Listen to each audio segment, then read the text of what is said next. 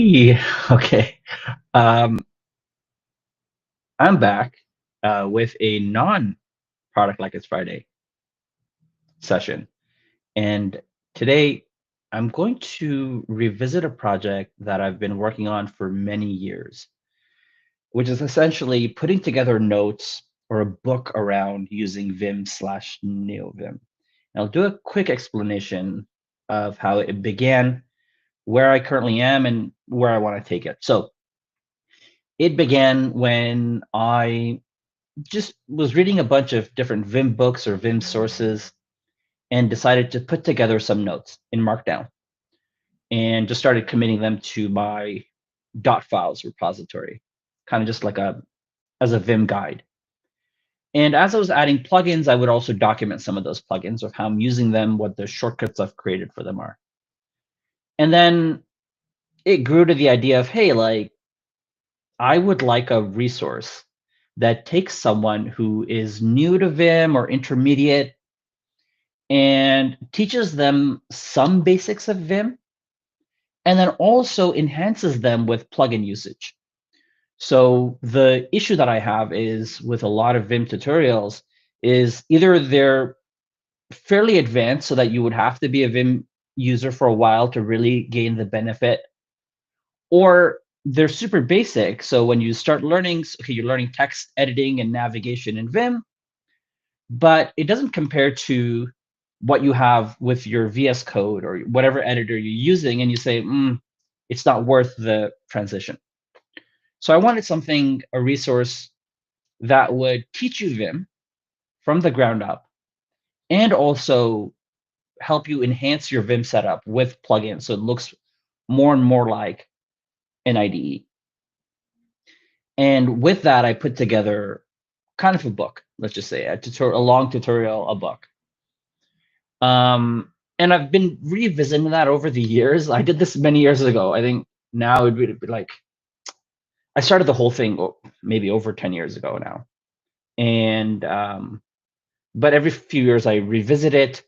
And maybe the last time I revisited it was a few years ago.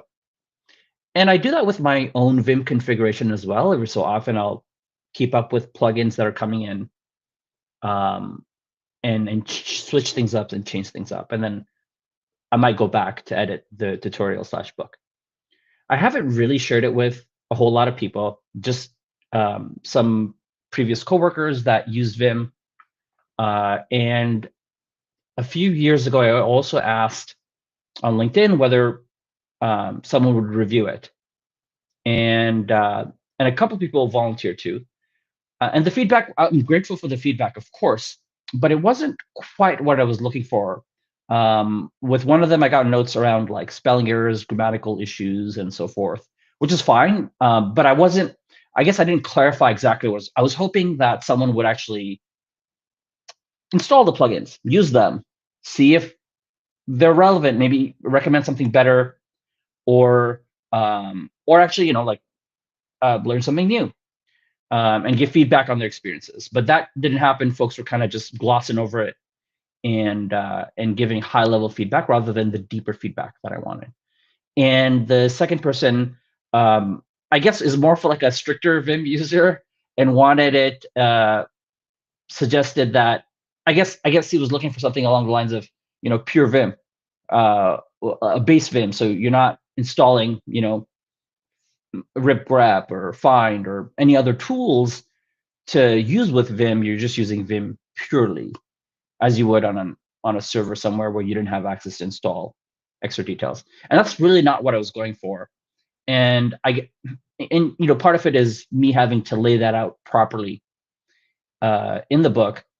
And I started the book when I was using Vim. I switched to Neovim. So there's all this sort of text changes I have to do from Vim to Neovim and all this other work. So today I wanted to revisit the project, which I haven't revisited in a couple of years, and see if I can't get it to a place where I can share it again.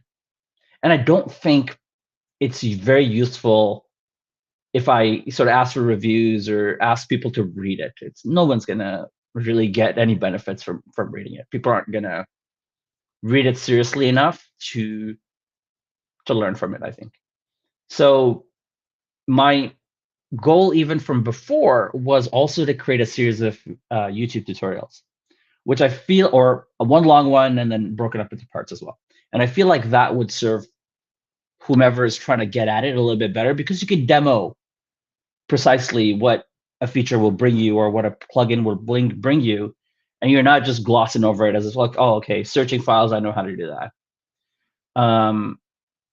So I want to update the book, and that also means updating my own Vim plugins, um, redoing, going through the process again. So it's very laborious. It's not exciting, but I thought I'd stream it anyway, just for me. So with that, let me share my screen. Okay. So this is essentially what I've put together: intensive Vim course, beginner to pro. Although I'm gonna rename it really soon. And it is really like organized in these like chapters as a book regularly would be. Installation steps, extra packages that you need, introducing Vim, what kind of editor it is. And this is collected from, the Vim docs themselves, help section of Vim, and various books I've read and collected over time.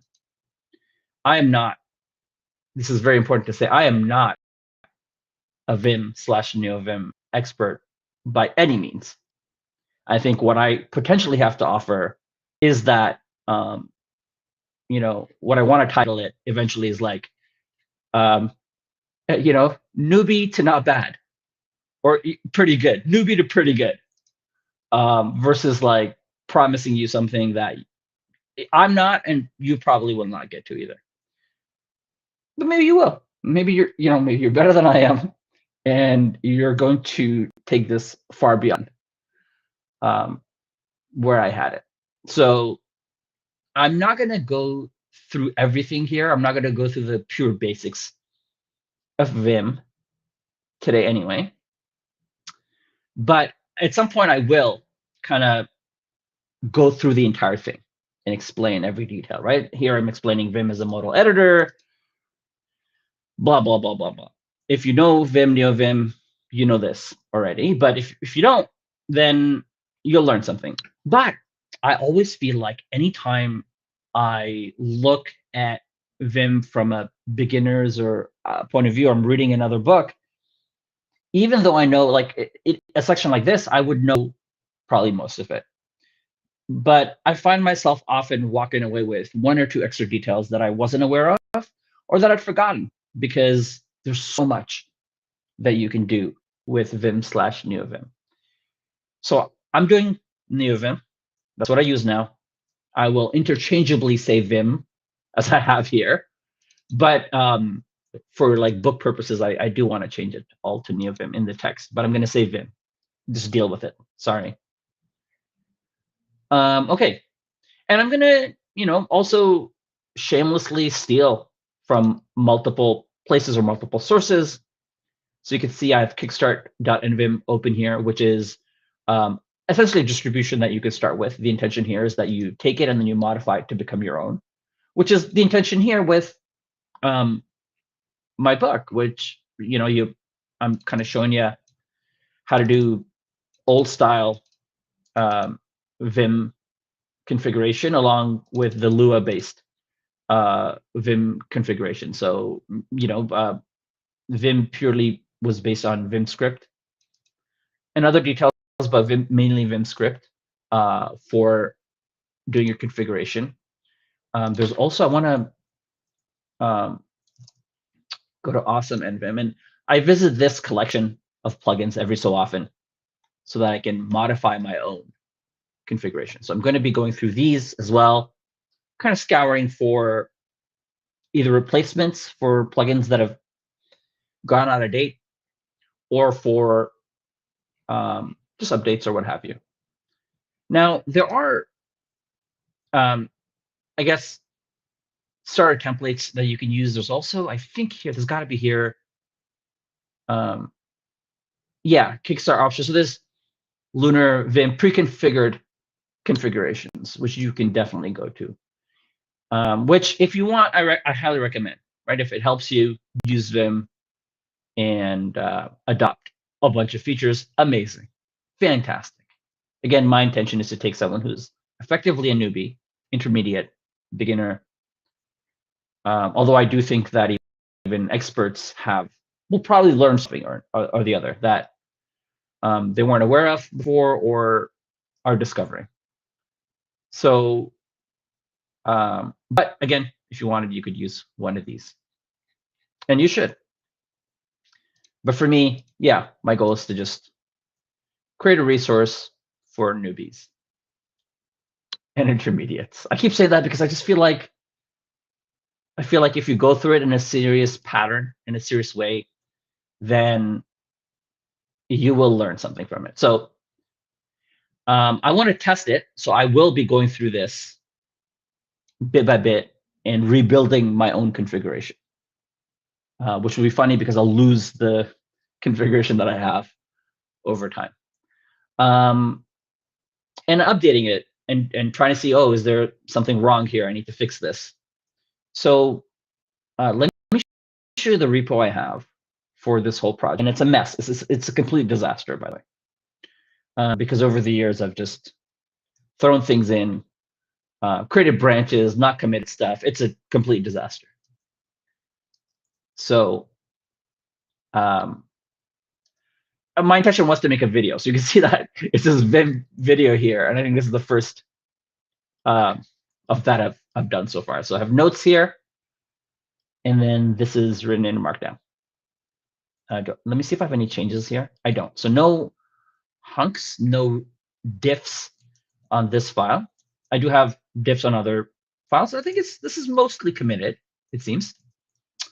I did recently make some changes, and I'll walk through what those are. I have here, trying to find it. Let's just go to package.json. So yeah, so I have source index, which I'll processes the markdown in two ways. It will take my notes MD and give me an HTML file, and that's what we're looking at here.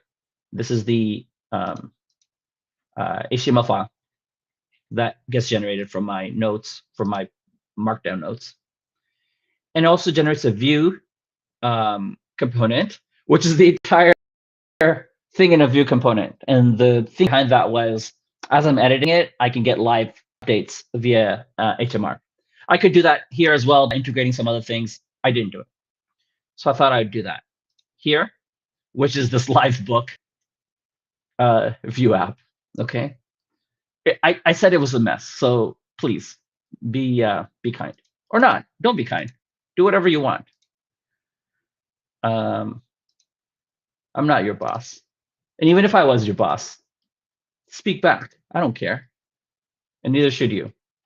So this is just the template setup for the HTML, template setup for the view stuff, and then the result gets replaced here. Okay, so live updating of my markdown notes, or manual updating of my markdown notes into view and HTML both. And I'm using NodeMon to detect the changes and regenerate. All right, what else? I have some other things like some notes, or some like either things I've removed or things I'm not going to do, like multi-cursors. I don't use them, so I might not cover them. There are a bunch of other Vim features that I don't use, like marks or controversially tabs. But I might still cover them just for completeness purposes. But I don't want to cover everything. It's just too much, especially if I don't use it, then it gets outdated really quickly. I have one more thing. So let me actually go to the notes and make it the only thing. I'll have these code blocks in my notes. And for the longest time, I actually used these to generate my Vim config. So you can see here it says data, file name, and the file. and this will get appended to this file as I generate it. So let me look for other cases or instances. So here I don't have that, so none of this would go in there. Well, that's not true. So I think data build equals true. And I'll be rediscovering my own code bit by bit here. Where it says data build, I believe I start adding this to the generated file. And I'll show you the code for that in a bit. And same thing here, where it says data build, it will continue to build and insert the stuff. And I also made it so that it's a diff. And so you could, as you're changing the config, as you're building it, I want you to do it step by step. So, well, you do this, you add it, and then I ask you to do this, but without any plugins here, for example. And then I'm slowly asking you to add the plugins. We'll start with a color scheme here. And so I feel like this is a super nice way of visualizing the changes. But also I wanted something that would magically build my Vim config from my notes. And I might make mistakes as I go, because I don't even remember what that code does or how exactly it works. I have an idea, right? So the way that works is, see this plugins line in the file? I start with something that is unique and already exists. And then I have the diff.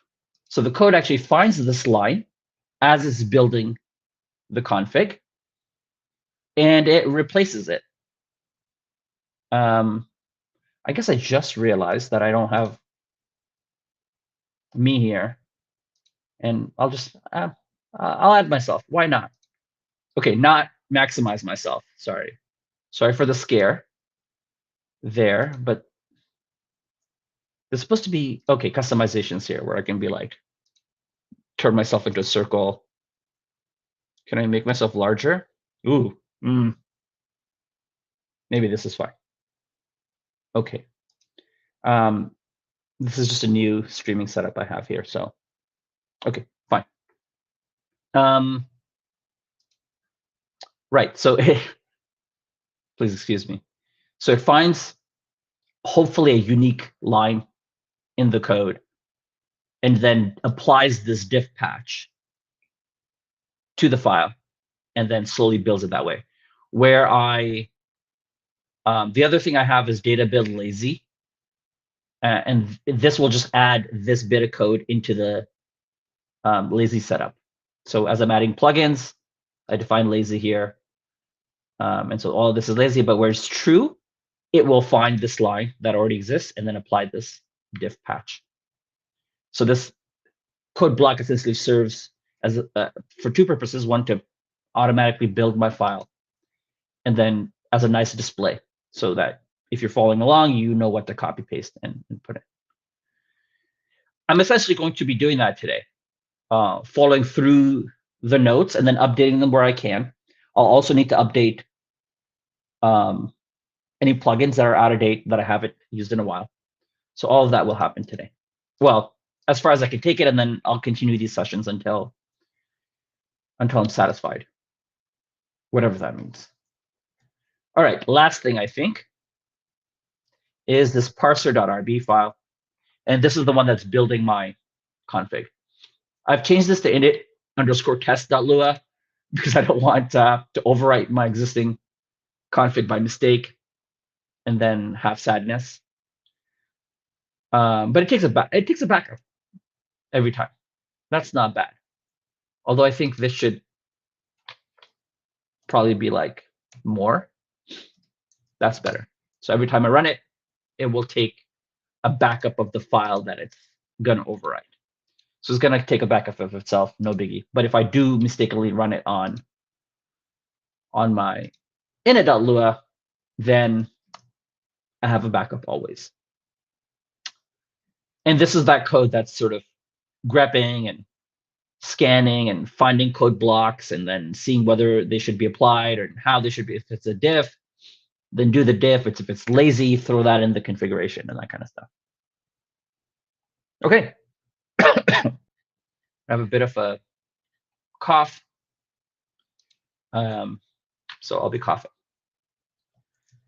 I think what I could probably do is stay in this Vim or where am I here? So I'm going to start a Tmux here. And then let me start this Neovim session that hopefully I don't exit. So I will continue to have those features loaded up.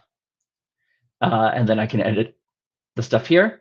And I think I'll start a new Tmux window, which I'll use to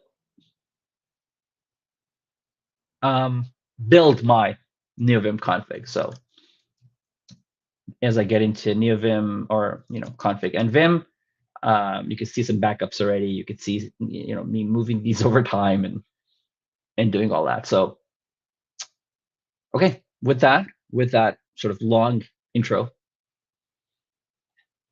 let's see where I'm supposed to get started. And I introduced plugins super early in the process, right? Because I want, this is a plugin heavy process. It's not pure Vim. I'm actually going to follow this to make sure everything works. So I'm not going to describe these things necessarily, but I'll follow it from, again, not from this point, but from this point, set number in config.init.vim. So I will actually, I wrote this today earlier, which I have a backup of my init.lua. So I'm going to move my init.lua to init.lua.start. Let's see. And I'm just scanning to see if I have any. So if I do nvim now, I come into this pure Neovim session. And here I'm asking the reader to, I've already asked them to play around inside Vim with certain settings. And I'm asking them to commit them to a file using Vim script first. And the reason I'm doing that is because a lot of plugins that you might come across will have Vim script as their configuration. And I want people to know how to do that within Lua if necessary. And I just want to make sure all of that works. So we're going to say init.vim and then set number as a starting point.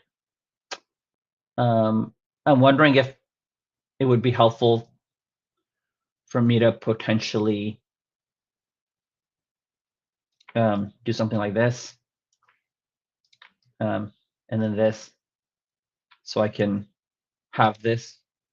Some padding would have been nice, as I notice now, but we'll live with this for now. So this should be a little bit simpler for me to go back and forth without tabbing in and out. Okay, set number, and then I'll save it, and then get back into Vim, and I can see that. I can barely see, actually, but it's here. I'm also noticing that because Vim has the command line, the Vim's internal command line over here, and I've overridden that with my name tag, I need to edit that. So name's off, and now nobody will know my name. Fine. Okay, and I guess I need to take into account that I'm over here, and over here, I guess, and I'm going to cover some of the screen. Okay, we'll deal with it. Okay, so numbers, that works, which means that Neovim is picking up the old thing, and then I'm saying, hey, let's get back in here and set cursor line.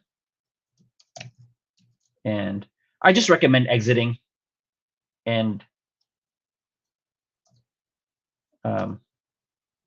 okay, yeah, I need to undo this and exit. And I just recommend mostly exiting and re-entering. And so now I can see that cursor line. But here I do indicate how to source it while you're inside Vim as well. And the intention when I hopefully make the video is to use this as a script. But I've never done that before, so I guess we'll figure that out. And so now I'm asked you to create an init.lua without deleting your init.envim. So let's go ahead and do that. And let's make them conflict, right? So we're going to say vim.opt.number equals false, even though we just said set number in our init.vim. And let's see what happens. So what if I do init.lua? There's an error message. And I want to double check whether that's what I say here. Yeah, we see a conflict message, and init.lua takes precedence. Okay, so I'm relearning that as well. So it turns out init.lua takes precedence, and we don't have any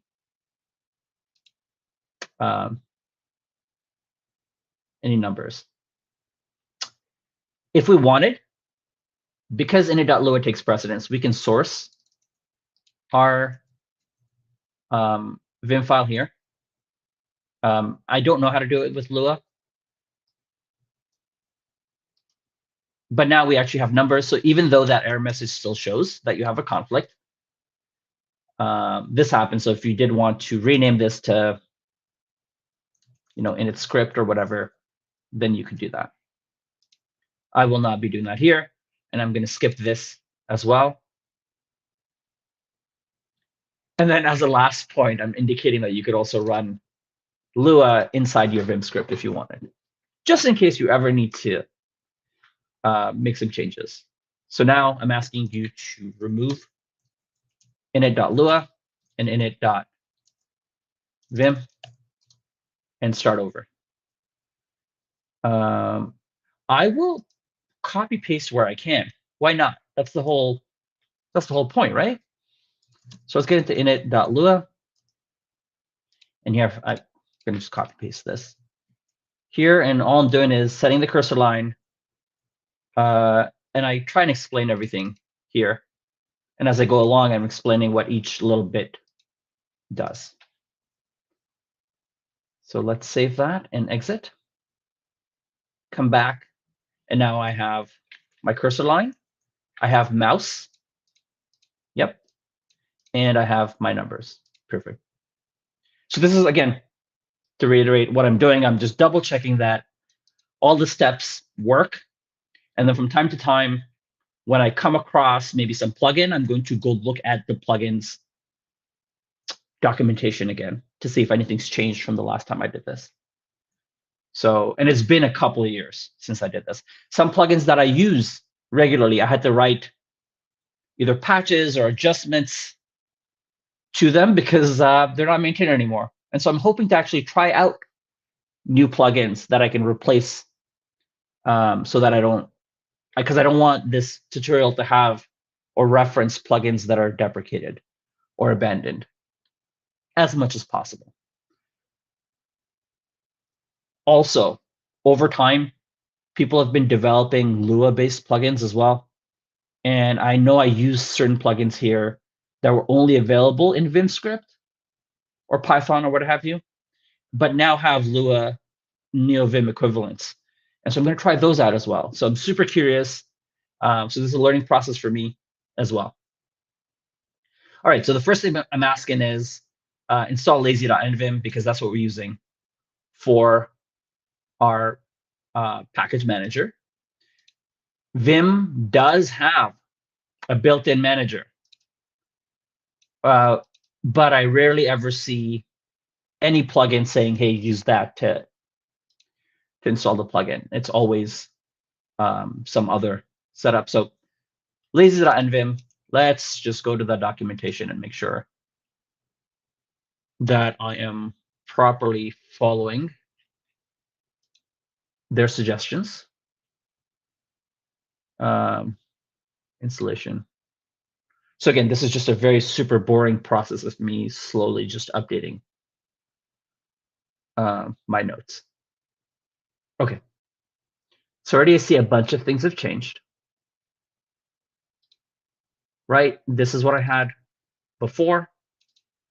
And all this stuff looks different. Press any key to continue. And so none of that is here, but it is here. Okay. I don't know how to this is going to mess up a bunch of things. So first, I want to come back here. Actually, we'll go full screen for a second, and I'm going to commit certain changes that I haven't committed, so I have a cleaner repo. Seems like I just did this to test HMR, so I don't need this change. This file will keep changing because it's that view component, so I'm not going to save it. Okay.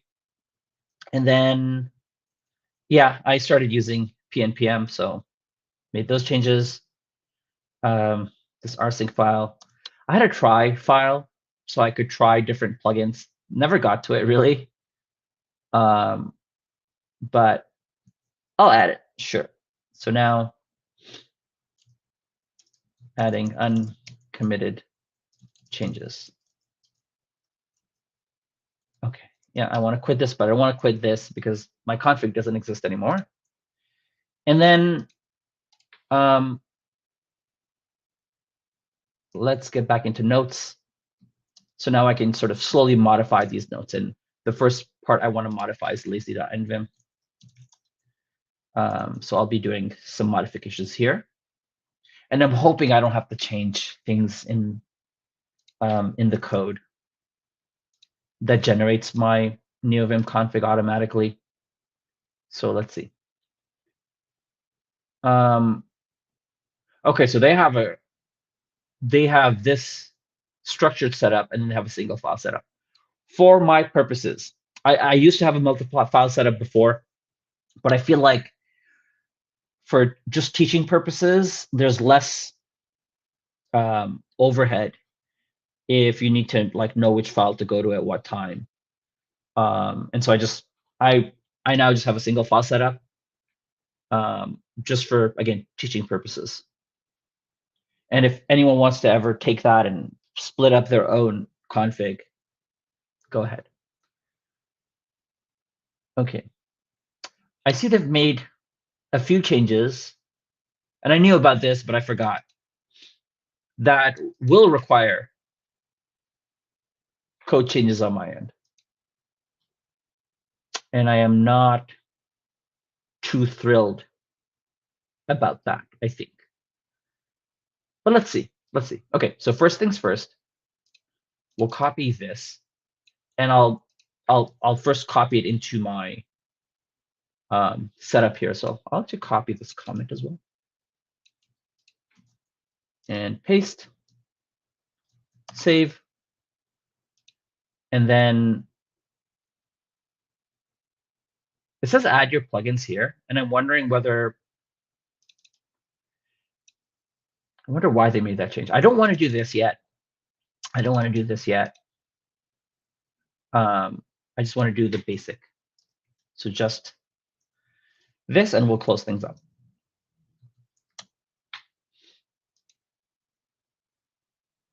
Okay. And I guess the other thing I'm not doing here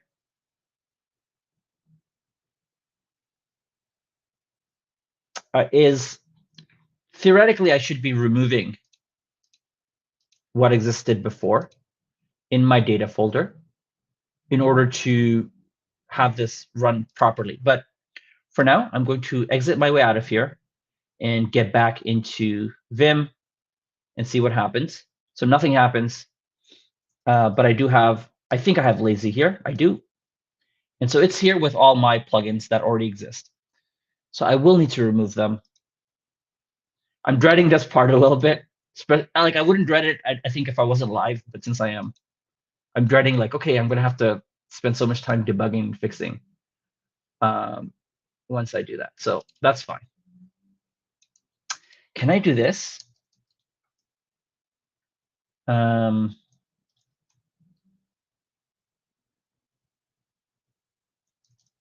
I do this? Yeah. So it's in local share in Vim. I'm going to open a new TMX window here and local share in Vim. By the way, I just learned this in some YouTube short, which is if you want to output or echo the value of Lua. So you can run it with colon Lua. So I'm down here, I guess. You can run it with colon Lua, and it just runs. So this won't output anything. But if you wanted to echo it, you say equal, and this will execute the Lua and echo the output. Very useful. And I forgot how I would actually have done. I guess I could just print. I'm not a Lua expert either. I just copy paste. And AI sometimes. Okay, so I've done this. Let me go. I really should take a backup.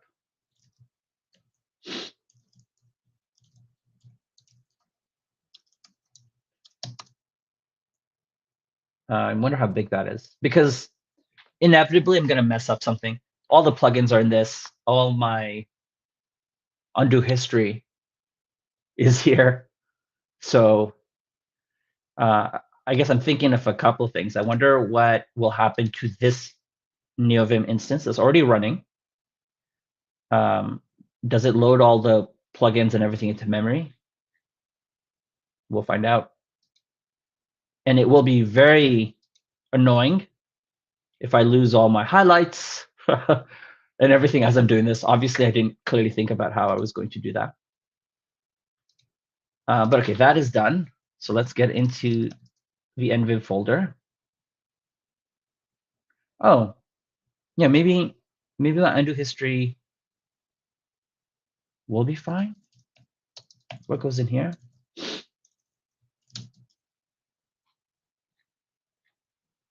Oh, it seems pretty old because I used to use Packer for my package manager.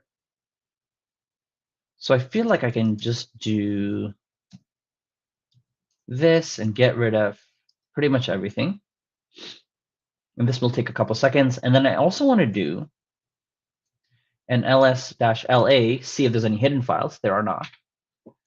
And then I'll also remove some of these files created by these plugins. So I have a clean and new Neovim local share. So when I run this, I expect it to have installed lazy.nvim here, and it has. So now we're starting clean as if you were coming to this normally, which shows me that this works.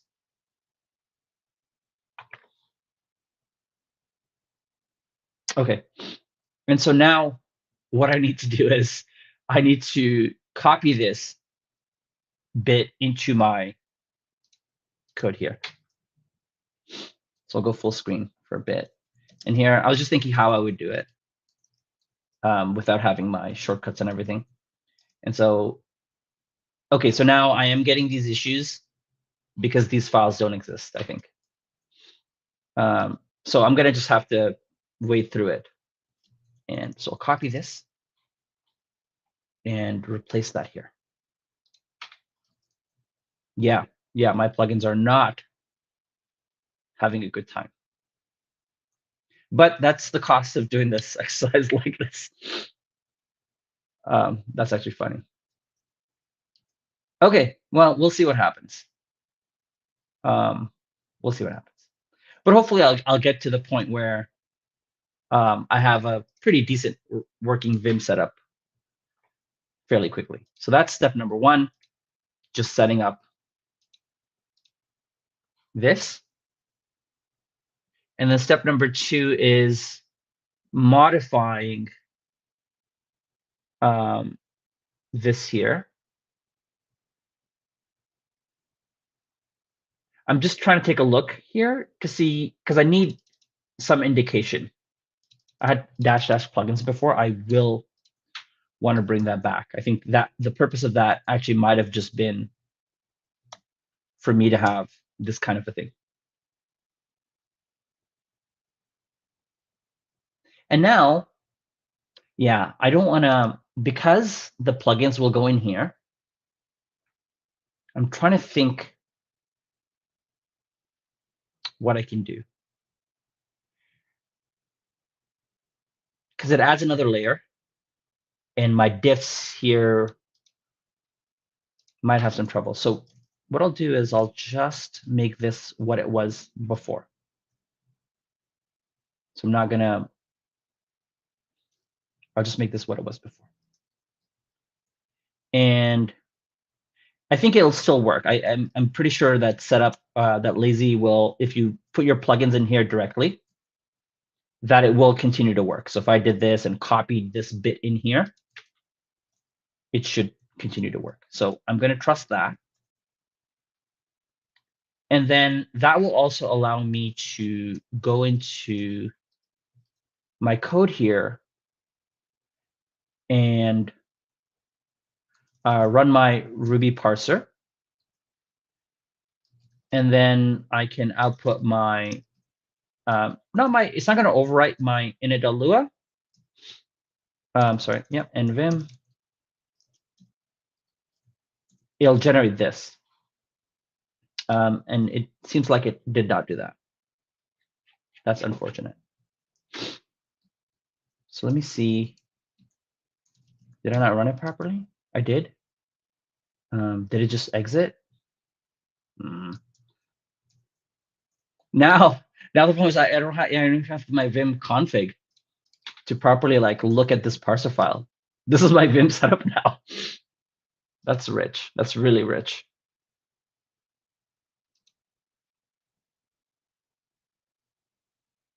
So I do have some put statements here, backed up.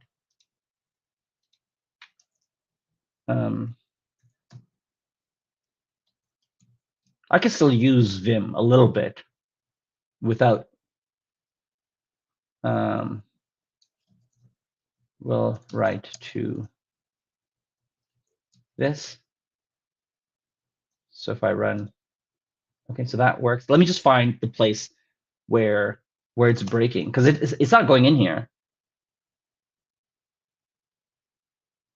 But it does exist,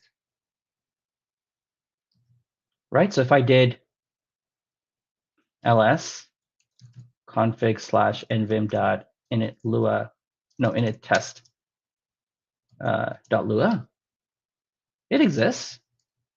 So it should make a backup. Did it?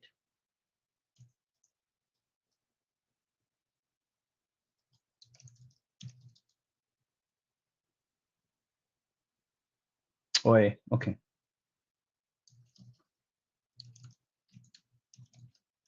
I have it sim linked, so that didn't work. No, it didn't make a backup, and it didn't write. Then it just doesn't. It doesn't care. It just doesn't want to work. So I am. Okay, so let me do that again. Run Ruby. So it says it's going to write to that. Let me just make sure by copy pasting, just in case. So that does exist. Very clearly it exists. And then it says if it exists, do this and say puts backup. So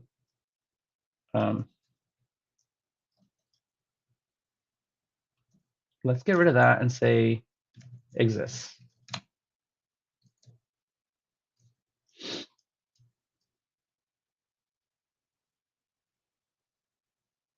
What am I doing wrong?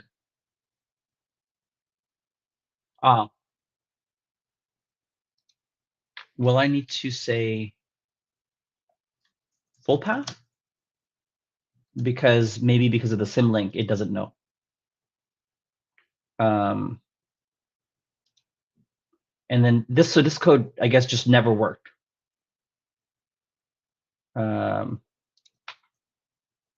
Ruby file utils require.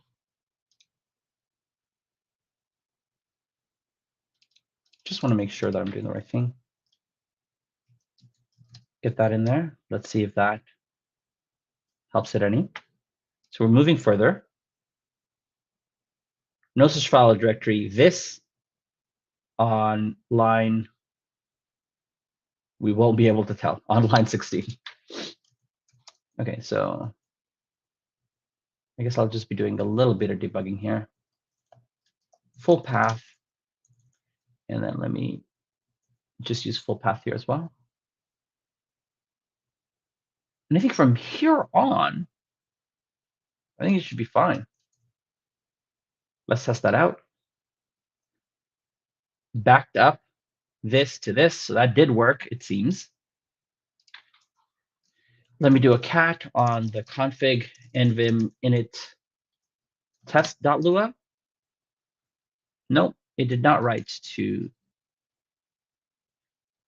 Did it write to my init.lua? Unclear, because this is what I expect from my init.lua. So let me config nvim init.lua, and here I'll just say la la la la, save that, run my parser, do the cat. The lala is still there, so it's just not working. Okay.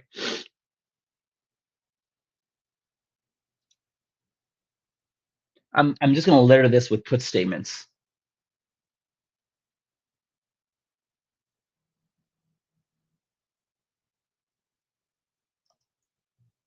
Puts markdown, just so we can see the markdown. I'll comment that out. Okay, yeah, this seems to be the end of my markdown file. I'm like, oh, cover macros, because I rarely use macros, but I do want to cover them. And I think this was me testing the markdown.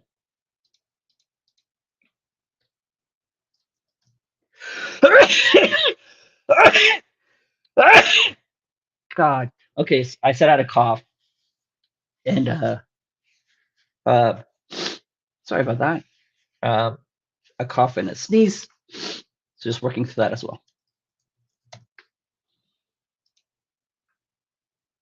Should have grabbed some water before I started, but maybe I'll take a quick break in a bit. Okay, so it is reading the markdown file, and then puts build file name. I want to see something if I know how to use Vim.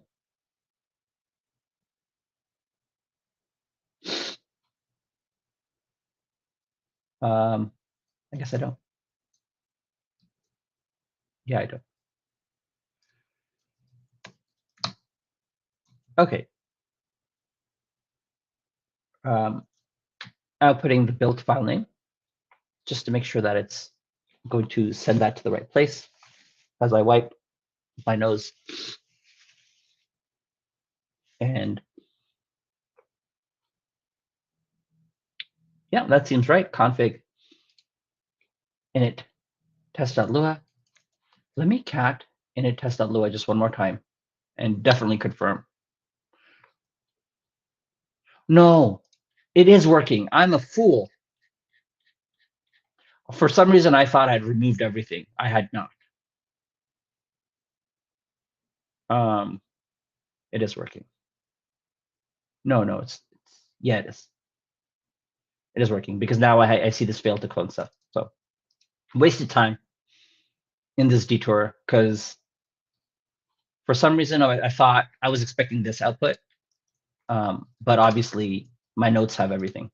So we're gonna get everything, and we're gonna have to just wade through these errors until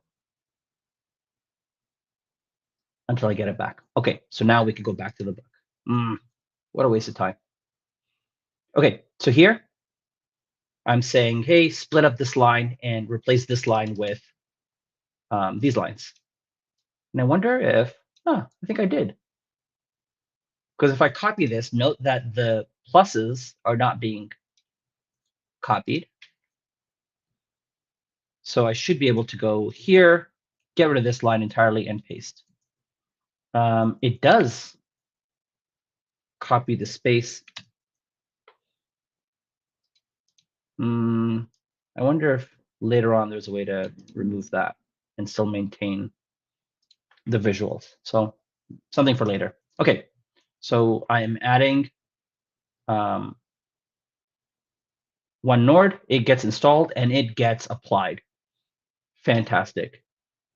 Restart Vim, Lizzie's pop-up window should appear again and installing one more plugin. You should see the change in the color scheme. Perfect. Okay. You can press Q to get out of here. And now I have this visual. Fantastic. The next thing I'm adding is Lua line. And I do want to quickly take a look to see what its competition is, or like, are they keeping it up to date? Seems like it. Last month, lots of issues, lots of pull requests. That doesn't necessarily mean I should change it, right? I'm fine with using Lua line. I'm gonna go ahead. Let me actually see what Kickstart is using,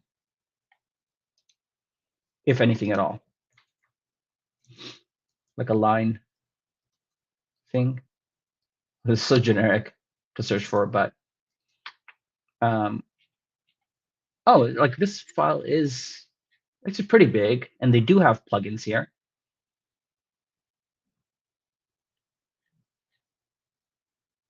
This is going to be a long project because already I see like a lot of newer things. So I just saw Blink, which I know is an auto completion. I'm using Nvim dash comp, and I've made so many mods in my own config to Nvim comp. And I wonder whether, like, should I switch? Should I not switch? I don't know. So that'll come up. So for now, I think I'm going to keep using Lua line. I'm not going to jump ship.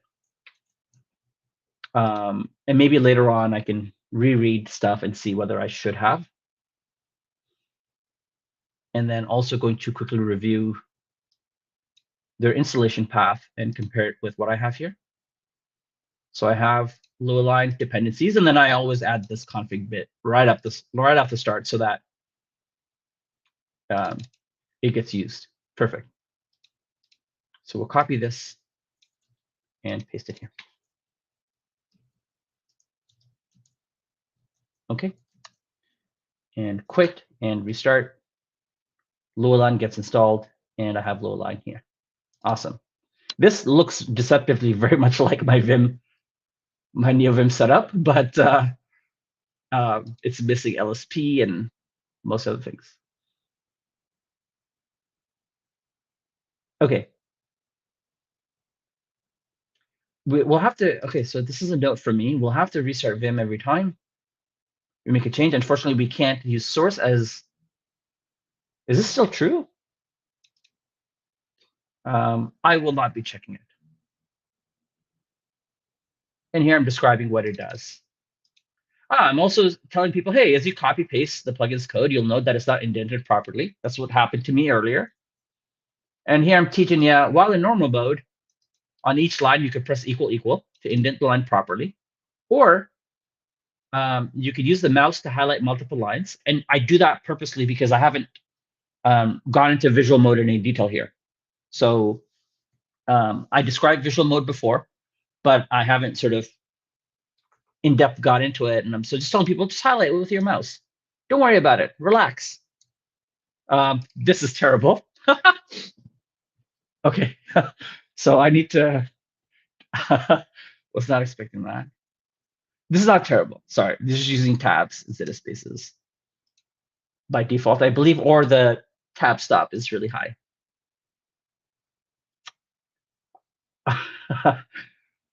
That's actually fine. If people do that, and if that, because all that will change later. We're going to reconfigure everything. All right, tree sitter. So let's go ahead and take a look at tree sitter's updates. Let me close these windows. And like I said, this stream is going to be just long and boring in this manner, with me trying to make sure that everything is up to date.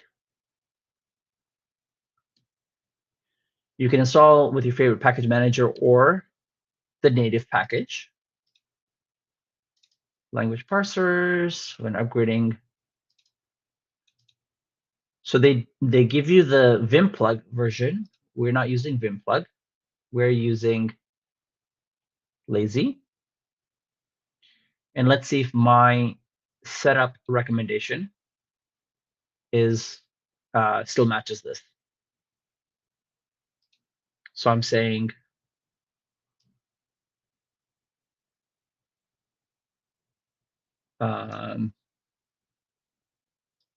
build is equal to require install, update with sync, all of this. I don't necessarily know in detail what's going on here.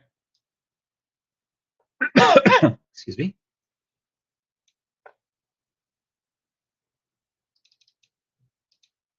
Right, so they have this as well with the code that I have. But here they have a TS update. And I think I did that for a reason. I think I merged these for a reason because something wasn't working properly. This is many years ago. And then I say auto install and I highlight enable.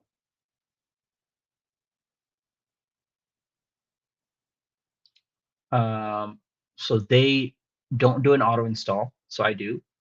They do a highlight enable and then do an indent enable true. I will keep indent enable true to see what happens.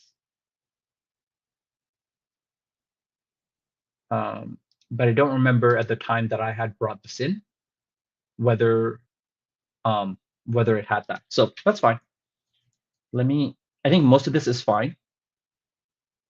So we did Lua line, we did this. I'm going to copy paste this and say indent. I think when I refresh this, I would have thought that it would have updated. It's not because I never ran my dev. So now it should be updating every time I modify it. So now I got those updates.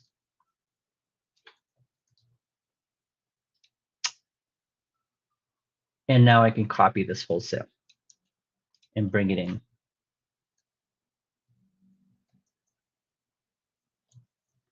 Here and save. Exit, re-enter. Failed to run config for this. Config's not found. Okay, so this has changed. I just copied it wholesale. No, wait, what? Does it? What?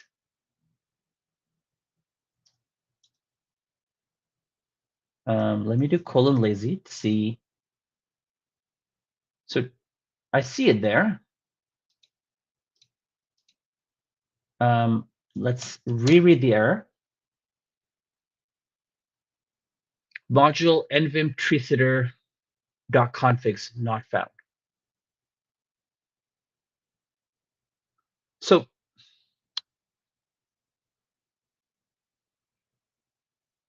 okay, that's fine. What I'll do is I'll copy this and we'll just copy this bit, bring it in here.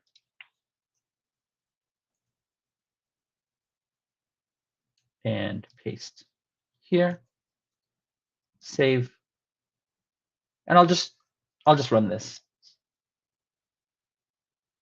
And I'm still getting an error. So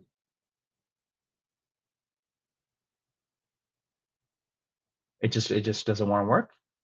Okay, so let's go bit by bit. I'll first copy this and remove this. This is a nuisance, right? This is the kind of stuff. Well, I guess this is really the kind of stuff why I'm doing this whole thing in the first place, just make sure everything works. So we'll start here, and I won't even bother formatting it properly. So that works. Can I use lazy to remove? No. I can sync and clean. So I suppose I could remove it for now. come back in here, get into lazy, and say clean. And it seems not to have tree sitter here anymore. Okay, so now I'll copy just this and see if this should just work. I mean, I'm kind of surprised.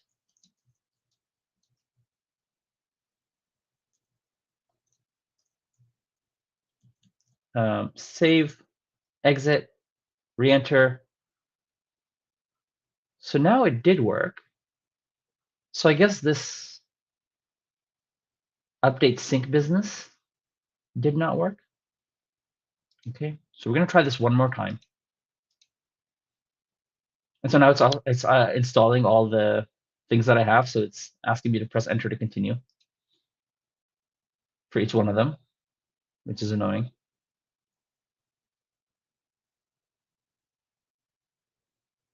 So that did work. So I need to modify my setup clearly. I'm just trying to see what the differences are. I said auto install equals true for everything, I guess. My build was different. So there's just a TS update now. I'm going to uninstall after having edited my code here. So let's pull in bits and pieces from here. I'm going to copy paste, I think, right? Just to make sure that I'm not making any errors. I don't want to. So they have local configs. I had this. Okay, fine. And then they have this. I'll copy this wholesale. Do some edits here. And then I'll keep auto installed. So that it installs it. I'll remove sync install, and I'll keep these other things. And I'll just use their own formatting as well. Okay. So now when I come back here, refresh, this should be, and we'll come back here, remove everything. Go into lazy and clean, sync. Just make sure everything is fine. Okay.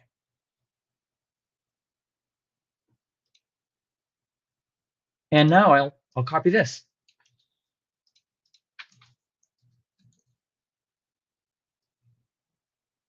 And hopefully when I come back, it should install and not giving me any errors. Okay. Looking almost good. Okay. Do a ts install all to install all the parsers. I'm not going to do that now because this will take forever. It does happen in the background, but that's fine. Okay, so here I am getting indenting. And one of the things that I like that I'm doing here, I'm saying, hey, remember when we were copy pasting this code that I asked you to copy paste? And not everything was indented, and then we had to use equal equals, or we had to use the mouse or whatever. Let's add some indenting settings to make things look nice, right? So there's almost like this motivation to introduce indenting. If I introduced indenting later on in the process, then you deal with that problem for a longer period of time. Very quickly, though, I want to see what Kickstart has, if anything at all. So they're just installing guest indent, which I think I also have. I'm pretty sure I do. Yeah, I do. But they don't have a default tab stop or shift with is one that automatically. What about smart indent? Anything to do with indent? Oh, anything else to do with indent? They have break indent, which I don't think I do. And this is interesting too. In their tree setter setup, they have everything almost the same. Like they do this, and then they do auto install, highlight, but they say don't. Some languages depend on Vim's regex highlighting system. If you're experiencing weird indenting issues, add the language to the list of additional and disabled for indent. I use Ruby fairly regularly. And it may actually have been the reason I did not have this enabled. So I think I'm going to copy this.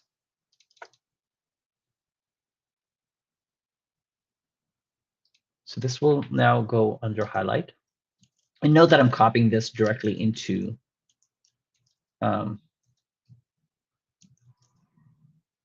my my notes. This is not going directly into. So in this line, maybe I can copy wholesale here. And I'll have the to do here.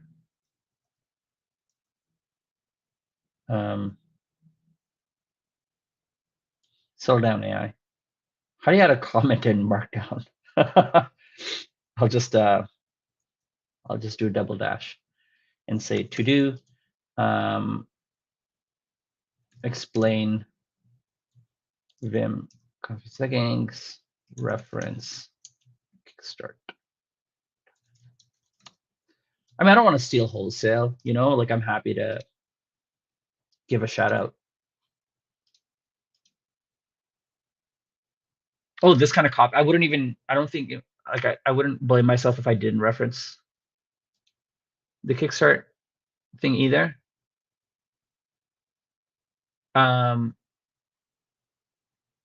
Okay, and they're recommending here some other tree-sitter things, which some of these I use. Okay, so I think that's fine. I'm going to go back here,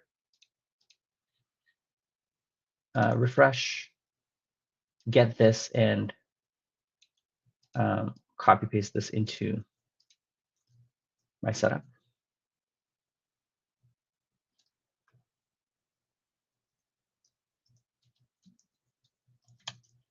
Make sure everything's still working. There's no syntax errors or issues. Okay, good. And they had break indent. So they don't have any other. Okay, so they do have some setup for like indent line, some plugins, and they have break indent, which I'm not as familiar with.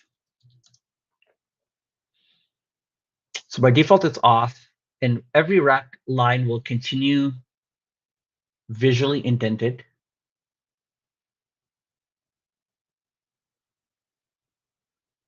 It seems like it's about rack lines. I am, well, let's see what it does. So to begin, I'm actually just going to copy what I'm recommending here. Let's go back to the place where we want to paste this.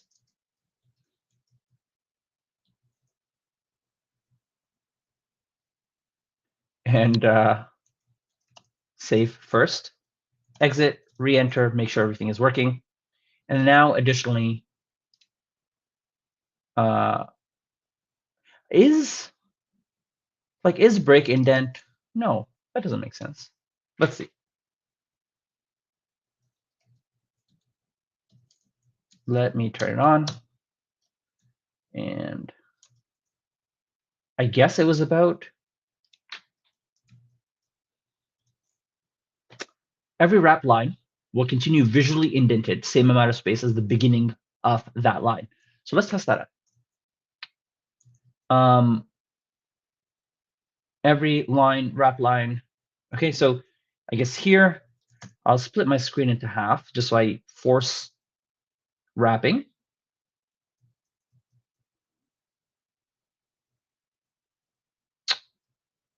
And here it seems like, so this line is wrapping from the start here. I'm trying to see if I'm trying to just get a sense of whether I like that. I don't know I like that because it's using less and less of the screen. Okay, so let's get out of here. Oh, sorry, I didn't want to get out of here. I wanted to remove this, get out of here, come back, and then do that again. And now I like this better. I don't like break indent, actually. Because in my head, I don't want to lose this bit because I split the screen a lot. Well, usually it's full screen like this, but I might have like 3 or 4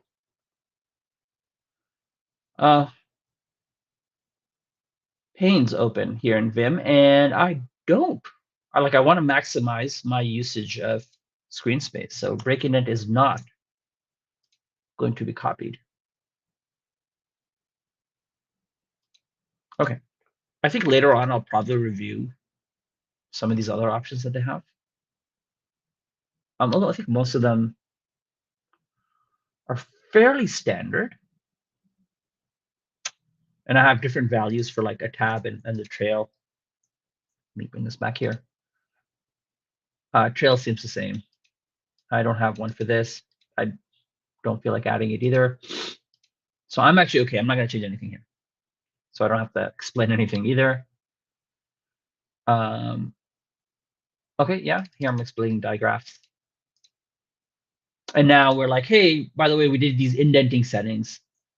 And you could use guess indent right away. So now every time I set up a plugin, I think I do need to go look into its setup, right? And that's basically what I have. Just a setup and its installation. Okay, so no changes here. Copy this wholesale. Add it here. Save, come back. It should install. And we're good. Cool. I guess I should have stated I'm on 1.1.1 of Neovim, which is not head. It's just that version. Okay, so next I get into folding and explain that the default method manual. So if you wanted to fold a function, you could press ZC. I thought that, well, okay, that's not a function. None of these are functions. Wait, I don't think it should it matter?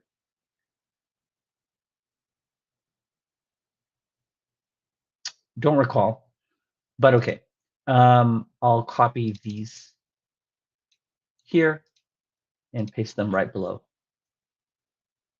That was weird.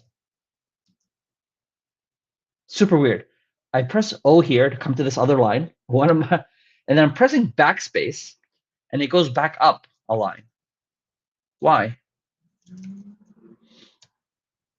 I don't know. Okay.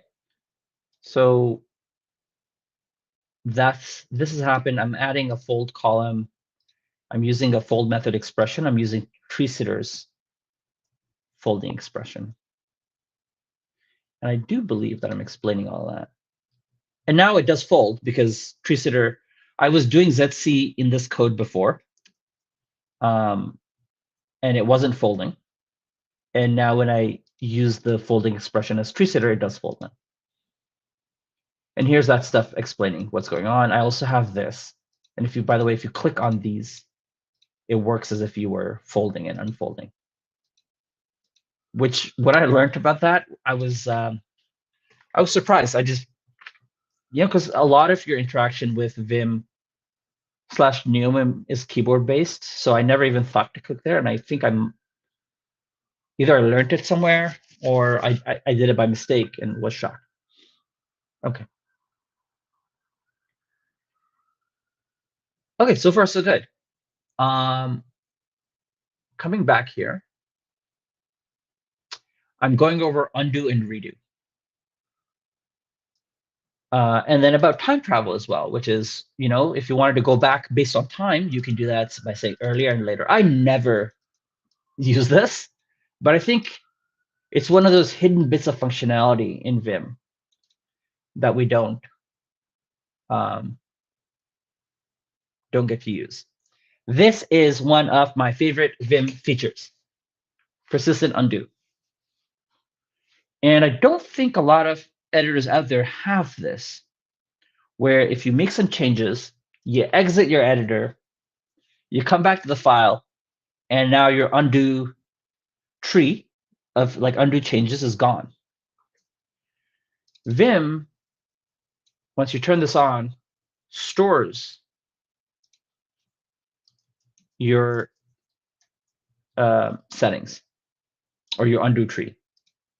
So let me come back, have that config take effect.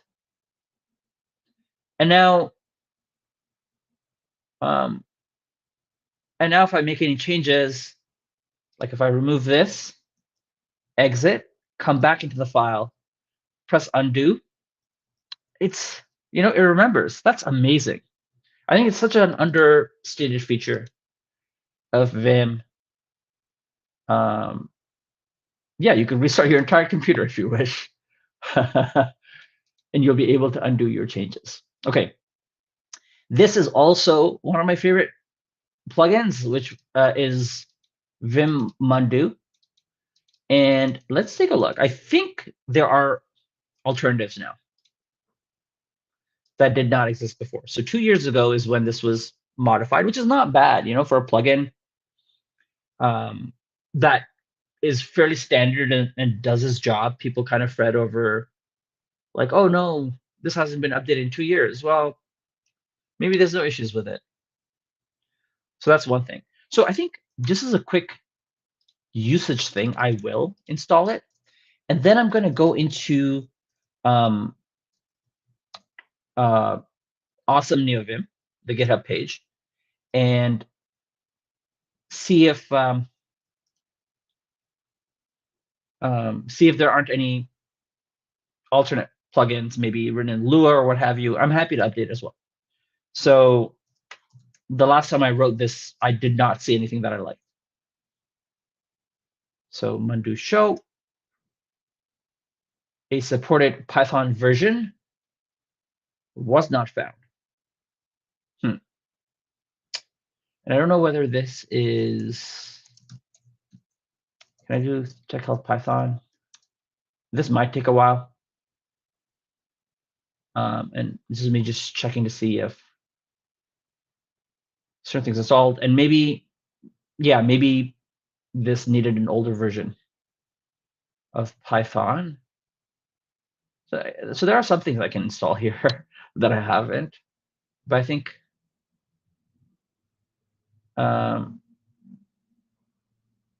or do I not have, this is optional. I'm pretty sure I have Python on this machine, right?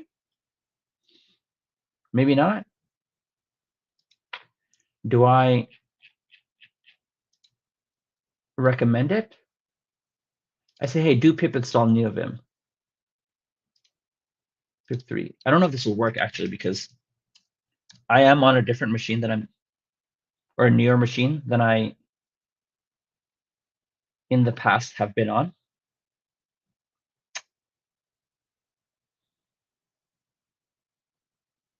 If you wish to install Python application that isn't in Homebrew, pip x install. Okay, so I need to do brew install pip x. Well, this is unfortunate. I think this is also why my Mundu just worked, I suppose, before, because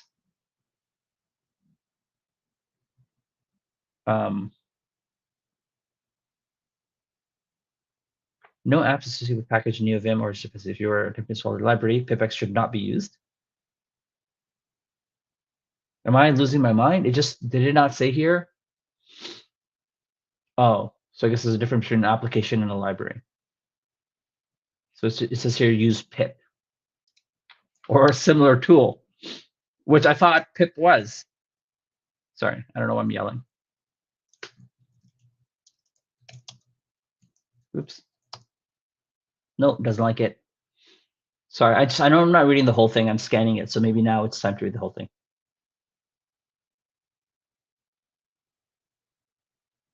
Why? Why do I have to use a virtual environment? Why doesn't it just work?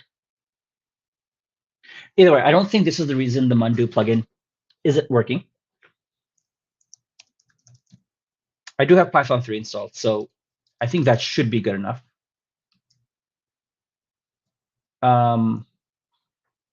Let me do what I said I was going to do, which is try and find, I wish there was a way of getting rid of this. Okay, let's just go back to the smaller and find undo plugins, which I'm, okay, this is interesting. Telescope plugin. I haven't installed Telescope yet, so I can't do this. And is that it?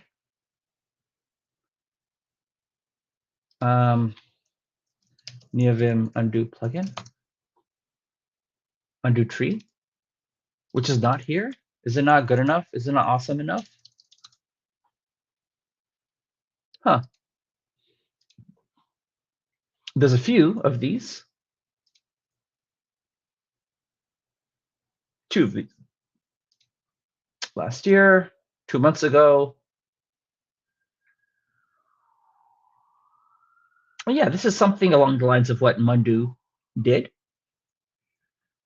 So let's see if I can't install it. I wonder why. I guess they just don't like lazy.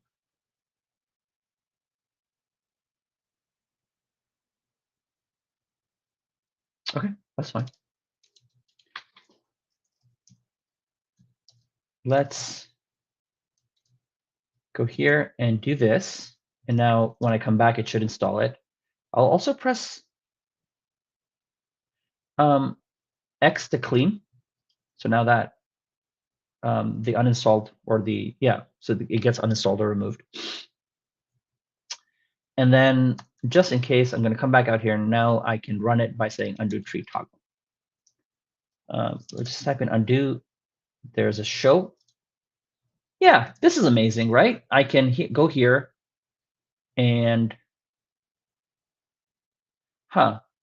I would have thought as I am scrolling through, I would see those diffs update here. Seems like that's not the case. What if I press enter?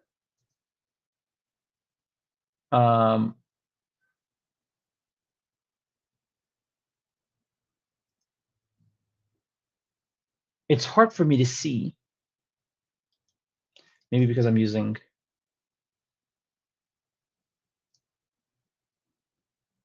Okay, so now here it's actually showing me that this kind of diff mode, but I do have to press enter to get there. This is the latest one. So it highlights that. And I do have to press enter, and here it's showing me that I did this along with this. Okay, yeah, I don't dislike it. It's very similar to, I think Mundo, as I went through, it would have shown me the changes, but I'm totally fine with this. And then can I just :Q out of here? So now I am in my regular file. And I see no changes here, so I can just exit and come back. Okay, so I guess I'm using this now. So let's come back here and update my notes.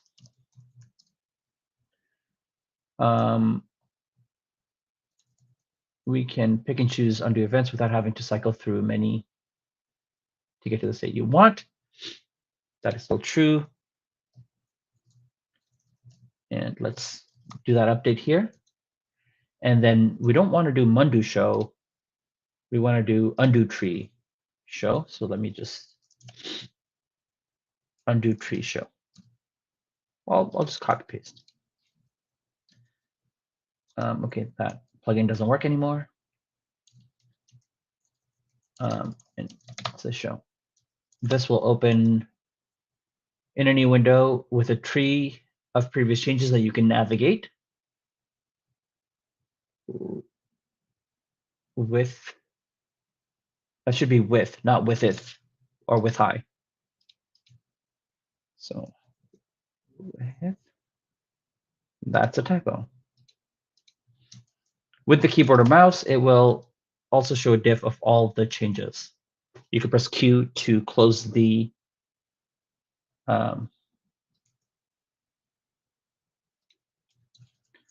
undo tree windows. And I think you could do help undo tree. Yeah. No, this is not it. That's function undo tree.txt. Okay, so undo tree.txt. And essentially I've come here and just search for undo. Okay, so the undo tree window is a regular window in Vim. You can navigate and copy paste, etc. Fantastic. So yeah, I mean, this is what the summation of these streams are going to be, really, is me going through my notes here, updating, removing and modifying plugins, and making sure everything works. It will get more serious than this. I know, like that autocomplete or the completion plugin, it feels like the Neovim community is switching to Blink. And so that will be interesting to see. Okay, so let's get back here.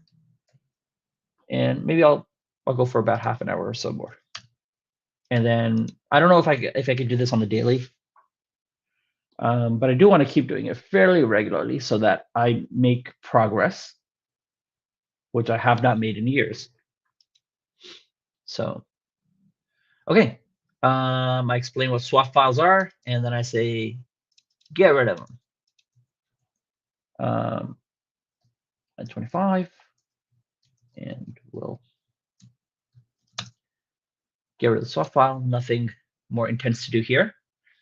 And then I have this, which is because, you know, I said, hey, let's quit and restart every time we want to change our config because lazy needs it. We notice that you lose the cursor position every time. And there is a help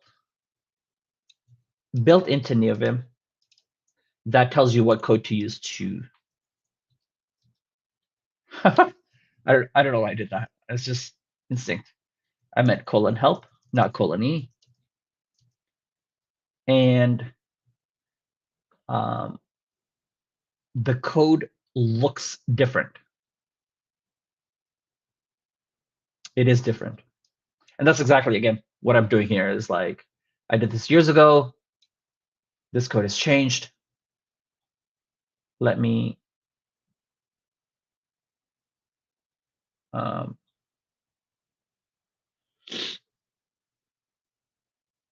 get this updated. And you'll note that here, I'm like, I'm not going to bother converting this to Lua. We're going to use vim.cmd to just make it work. Okay, so I am just eyeballing this. What I'll do is I will copy this, bring this right below that swap file change that I did, And we'll do, I'll copy the comment over in a second, but I'll do vim.cmd, this, and then paste here. So this goes in here. I will bring this back one level, save it, and then bring my comment in. Okay, so that's what it should look like. And now when I exit and come back, I might have to do that twice to make sure it works. Oh no, it did remember my cursor position. Fantastic. So let's have my cursor position on that E of press, and let's see what happens. And it is on that E of press, which was not happening before, and now with this config, it is happening. Fantastic. I explain here that this uses the marks feature in Vim. Vim allows you to set bookmarks and return to them later, and this bit of code automatically restores. And explaining kind of what it's doing, which is like this little bit here. Yeah, I'm kind of explaining a little bit more because Vim has events.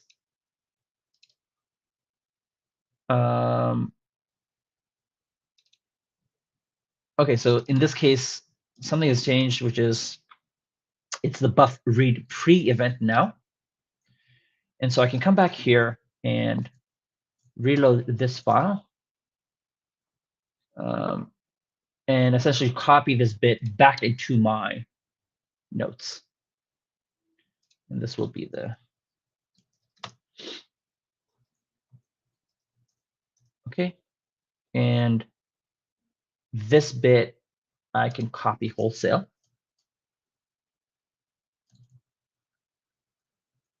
And replace here, and I will need to add those pluses.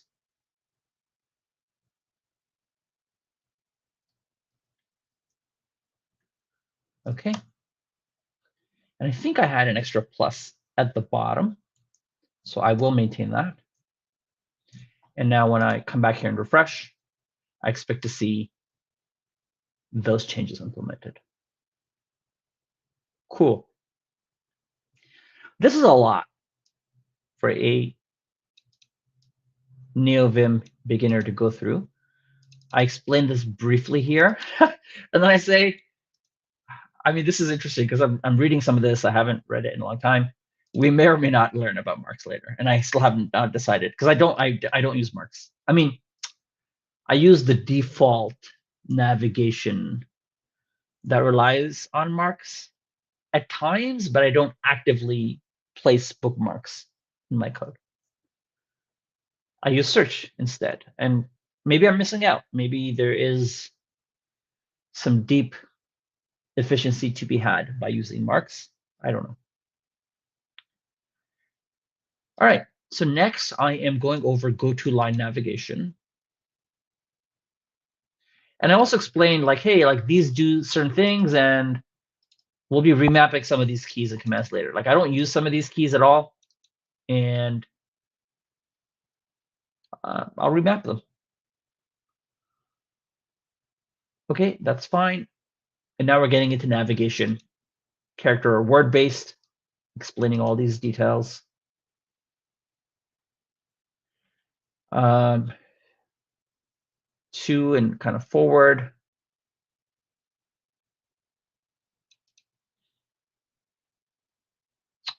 Yeah, 2W. I mean, here's a neat thing that I didn't realize, which is combining motions with numbers will do those motions that many times. So, I mean, okay, this I realized. I just didn't realize how wide it was in Vim, which I'll get to in a second. So, like if I do, yeah, for J, where I'm going to go down 4 lines. Okay, this is very common Vim knowledge. What might not be is it works with undo. So if you do for U, it will undo 4 times. And U is not necessarily a motion, it's an action. Like I know with motions, I can combine numbers with motions. Okay, great. But you can combine numbers with certain actions as well. You could do it with insert. So if I did, I won't do it here. I'll do it here. So down here, I'll do, 5i, hello, press escape. It does it 5 times. Do people know this? Is this known in the world? I was surprised to learn it when I did. And so I made sure to put this in here. Okay. Current line navigation, page navigation. Okay, great. Some of these I don't use, like I never use ZZ and that kind of stuff. And then I hint at search, because search is a type of motion. Like if I slash bill, I'm going to bill on that in that buffer on that file. But I don't cover search here, and because I say like I want to cover search in its own section later because it's so intense. Yeah, there are more motions in Vim than you will ever remember. So do this. Okay. All right. This plugin is gonna be a pain for me because I use it heavily and it's not maintained. So we're coming to the portion of the stream where I'm generally going to need to try out a few different plugins to see what I want. Okay, and because I changed my Vim settings, I no longer I can't even demo it because it doesn't work here. So I get this error now because I deleted my plugin, some of my plugins, and I guess this wasn't loaded into memory. I don't know how it works, but okay. So I can share what I use. I use leader W to hop words. I use leader J and K to go up and down lines. I use leader E to go to the end of words. And I use semicolon here to go to any character, to hop to a certain character on the page. And one thing that I often do is navigate by spaces. So I'll just look at this here and I'll go, you know what? Like my fingers are already on semicolon and space. So it's faster for me sometimes to navigate by a space than it is by any letter. And then I kind of get to the area of the code I want, and then I can move from there. If I want absolute precision, great. I can do semicolon and then character. Like if I wanted to go to this R, I could do semicolon R and it will work. Fantastic. But sometimes I'm a bit lazy. I'm not going to a specific character like this. I'm going to a specific area of the code, somewhere here. So I'll use that space. And it didn't quite work the way I had wanted. And so you'll notice here that I ended up adding an extension to hop to do what I wanted. Because if I did spaces, then it did too many spaces. So I can't demo here necessarily, but yeah. So it did these spaces at the start of the line. And I want only the spaces that are here to hop to. So I end up writing an extension. But hop itself is not being updated. So it's just a unfortunate sequence of events. Along with that, I used this plugin to introduce the leader key, because this was the first instance of the leader key that we had in our setup. So now, okay, let's take a look at what's out there. Is hop even here? It is. Let's, for old time's sake, I'm going to close maybe the rest of these. So there's a whole bunch here. I'll open them up. I'll open them up. I'm sneezing. That's why I'm doing this. I feel like I need to explain that now.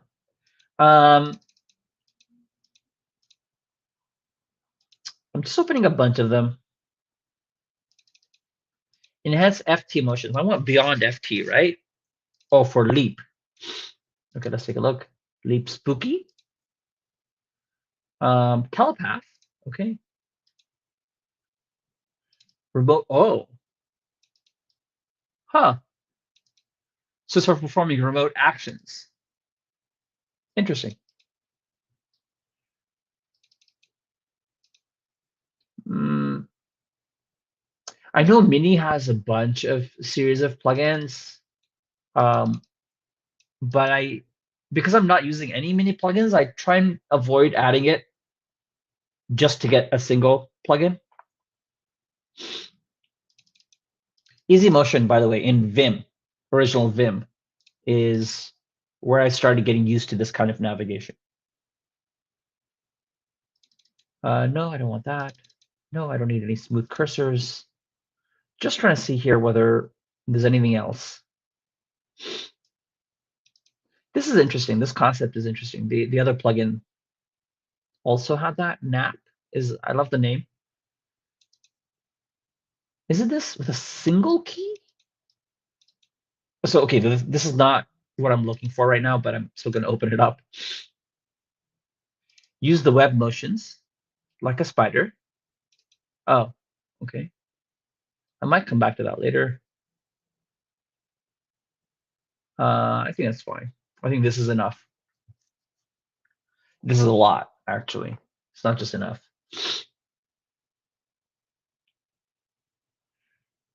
Now, I guess my issue is like, should I be just installing these bit by bit and trying them out?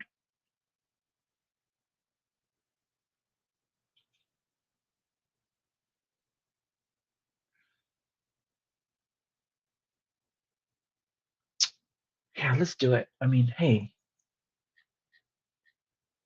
let's do it. So here it seems like these options are um, commented out. So really, I feel like all I need is this. And here I'm not like intending to necessarily use it, but I'm just installing it so I can get a sense of what it does and how it works. And I guess it's triggered with this precognition toggle.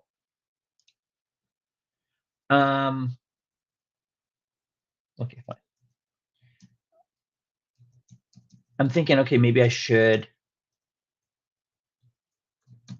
Okay, what I'm doing is I type in pre down here, and I'm pressing tab to see what I have, and I don't see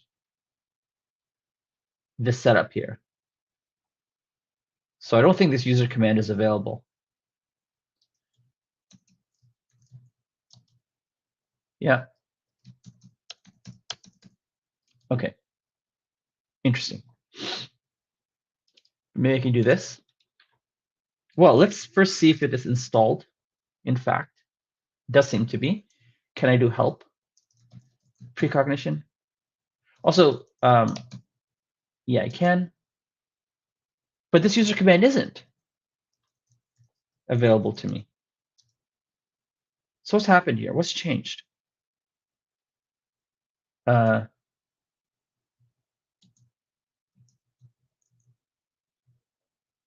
oh, yeah, I don't want this. I see. So it's telling me press 0 to go here, press W to go here, press E to go here. Okay, let's see if I can't use that on a meteor line. My cursors go here, press B to go here. I don't like this. Let's try peak. I guess, can I toggle this out? Yes. Let's try peak. What's happening now? Oh, so it's not toggled, it's a quick peak. This is not what I want. I don't even know if I like it. I'm not saying it's bad. I'm saying people like it, you like it, you know? But I don't feel like I want precognition. I want it on the streets, but not here. By streets, I mean real life. I apologize. This is real life also. Neovim is real life. I meant away from keyboard. Okay, so let's get rid of this. And I think I can do lazy clean. I cannot. I will need to quit and update. Let's clean that out. Oh, X. Okay. So no precognition. Hop has not been up 3 months. That's not too bad, actually. Oh, no, smoke is 7. Who do I have in here?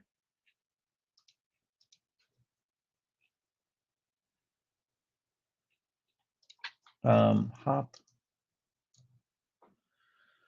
I have smoke is 7, which comes from hardenized. And I think I must have updated this at some point because this is from 2 years ago. This is from 3 months ago, but I don't know whether there's a, maybe it's fine. Maybe I don't have to, change my ways. But actually, I still don't like having to do this.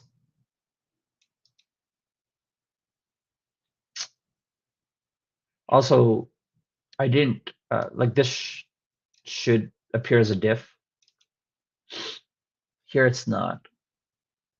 I do want this feature. I do want to navigate by spaces. And I don't think these other plugins will allow me to do that in the way that I'm thinking. Okay, Lightspeed has been deprecated in favor of Leap, which I feel like is here. So why is this listed? It's still listed in Awesome. With the ultimate goal of establishing a new standard interface for moving around in the visible area. So while I just said that I want to navigate using spaces in my code, I'm happy to learn something new. Fine, I'm not happy, but I will accept it and modify my behavior if I can see the extended value. You key leaping to literally anywhere on the screen really takes more than 3 keystrokes total. It can be typed in one go. 2 is enough. I'm not going to read the pros, actually. Okay, fine, I will. I was going to say I'm just going to try it, which I will in a second.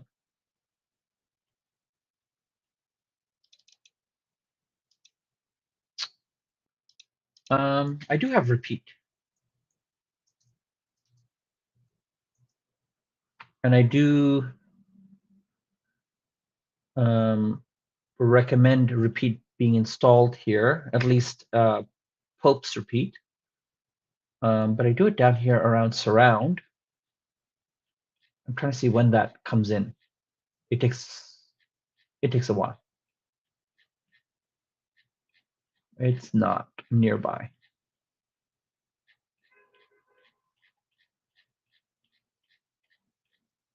Okay, so back to hop. Okay, let's try this out.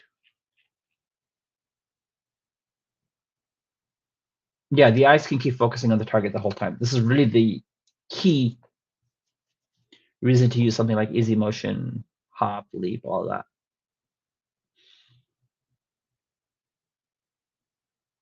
that. Use your preferred plugin, no extra steps needed, besides defining key bindings to use the default ones. Put the following in your config. I probably will not be using the default ones. And that's because I use S for something else. I use S for substitute. But I wouldn't mind using semicolon for kind of jumping to a certain key. So won't be doing this, at least to start. Lazy is all the rage now, but doing a VR plugin match is unnecessary.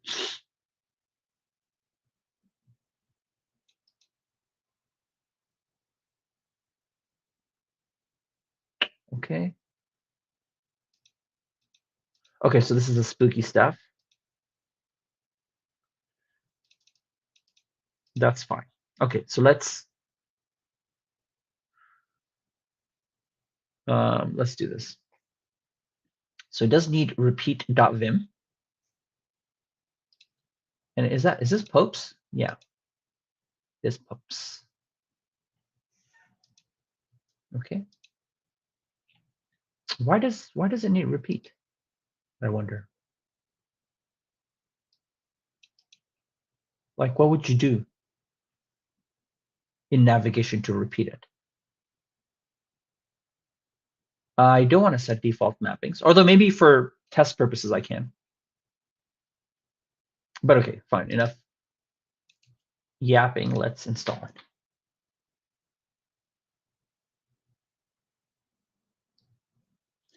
And let's install it like this so that I can come back here and do config equals function in this here so that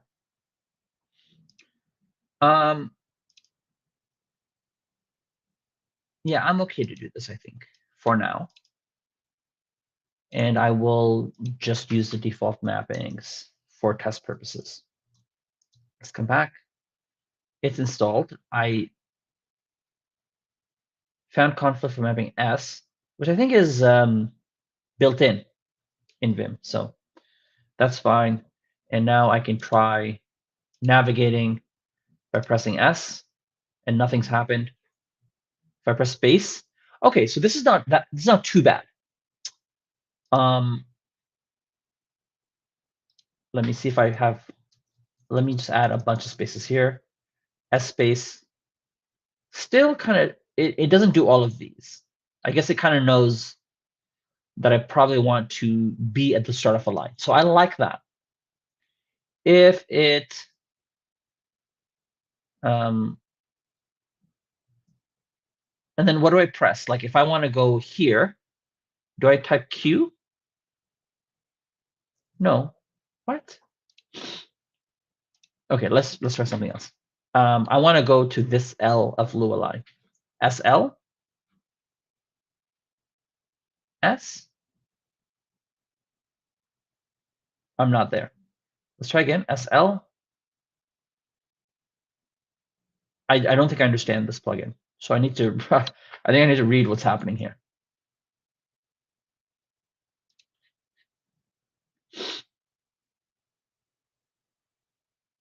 Initiate search in the current window or in the other windows. That's fine. We're going to just start typing a 2-character pattern. Got it. So I guess I would type in LI. So S, LI. And it went to the first. Okay, so S, LI, S. Got it. Let's try to process that. So if I want to go to dev here, I would press S dev. No, that did not work. So S DEV. That did not work. S D E. I have to type in SDEF. I'm trying to again process this. 2 characters. Got it. So SDE, and then I type in whatever remains.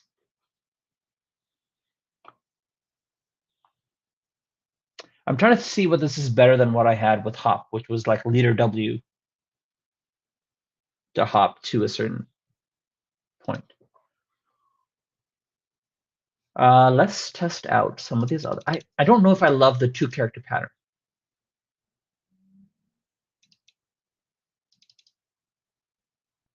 Because I want to, like I'm here, and I want to go to the V. So I type in SV, And I have to type in I after that? Okay. I don't love it. I think it's great, by the way. I actually think it's great. It's just I'm having difficulty rethinking my usage patterns, which is why I don't love it. It's not like I don't love it because it's not good. S character space jumps to the last character on the line. So SV space, SV space. What am I doing wrong? SV.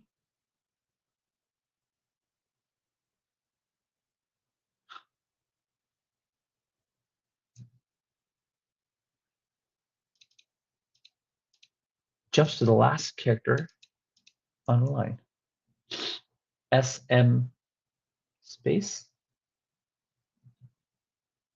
SN space.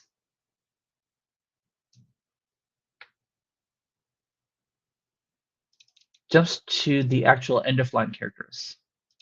S space space. S space space. Folks, I don't understand this plugin.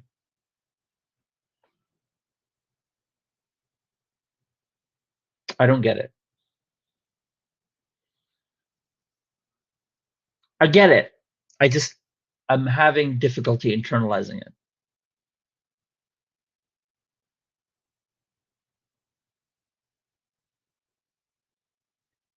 Because I feel like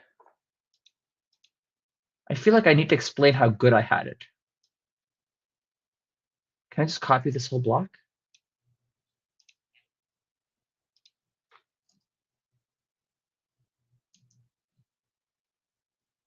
Okay, let me get back in here. Hopefully everything installs fine. It has. Let's get out. Let's get back in.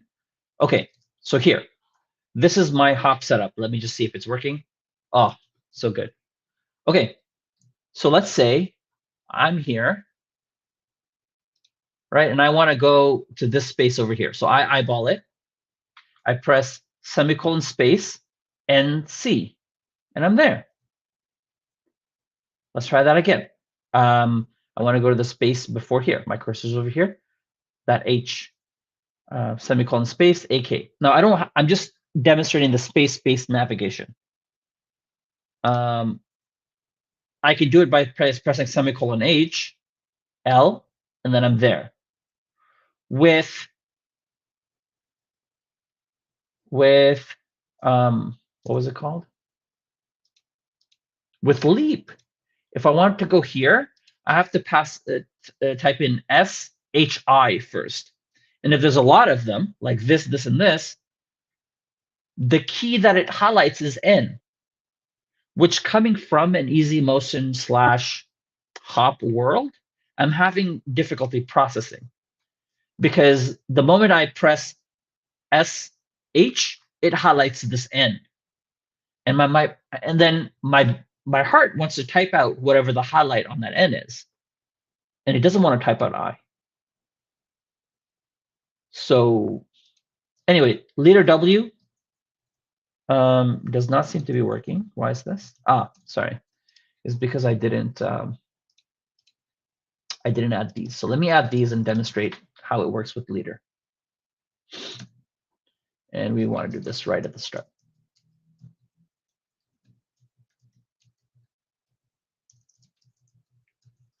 So let's get out of here. Let's get back in.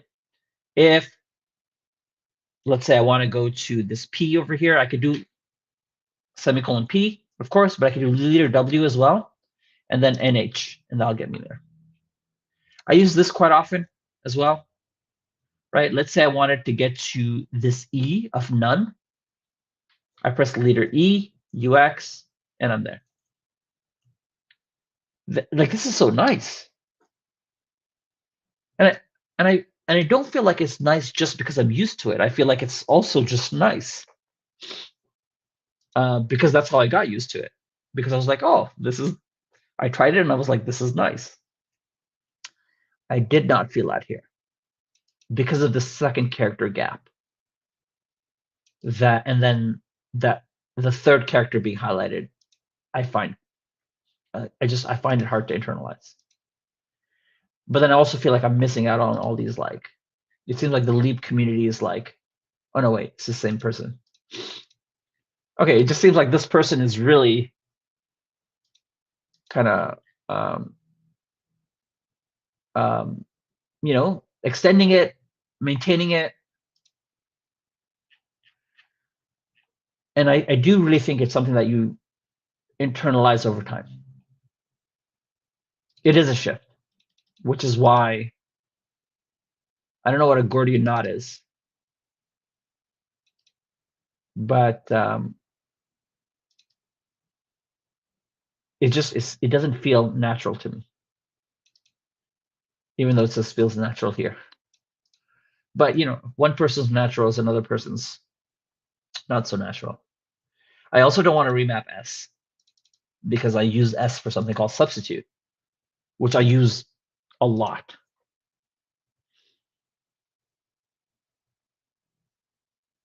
But I'm kind of being pulled in because I feel like there's a lot of popularity here behind this plugin. Okay, it's already 10, which is 2 hours, and I didn't want to spend more than 2 hours today.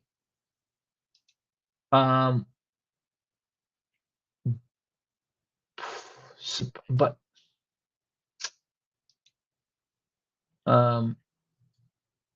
pounce. Let's try pounce, and let's see if it gives me easy motion like navigation. Okay. Otherwise, I guess I'm sticking with hop and my own extension. Essentially, if my extension wasn't there, it would be this. And then if I did semicolon H, it highlights all the H's, and I can press D to get here. But if I did semicolon space, it highlights all of these. And this is useless to me because I often navigate within the spaces between words, not at the start. And what my extension does, what my extension does is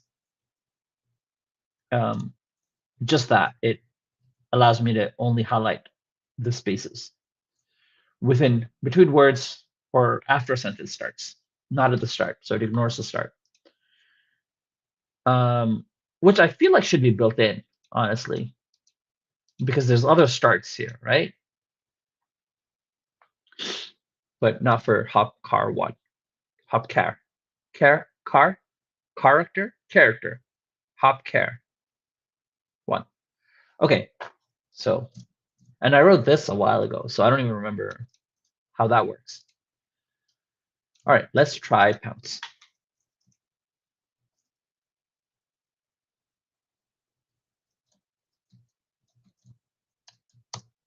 And here I will clean. Colon pounce starts the command, starts the motion. Type the character in the destination, and pounce will highlight all the matches on the screen. Okay, and they recommend S as well. Let me just do basic pounce.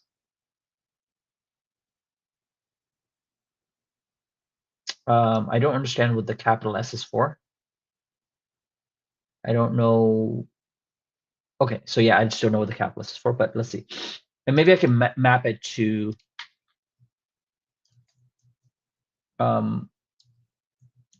here.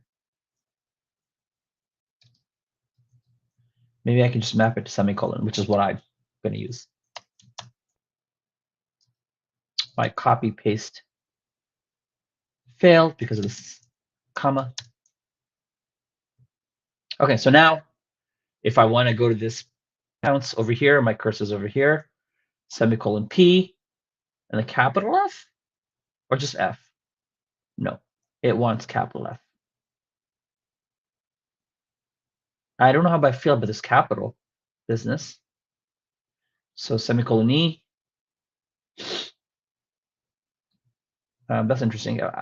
When I press semicolon E, I would have thought that it would land me here, like on this E. I was eyeballing this E here. That's also interesting because it's not highlighting every E. Like this E is not highlighted. So does it just do the first E in a word? No, because this E is not highlighted. Look, my eyeball's here. My cursor's here, my eyeball's here. When I say my eyeball here, I mean I'm looking at it. I'm looking at this E. I press semicolon E, and it's not even highlighted. Why?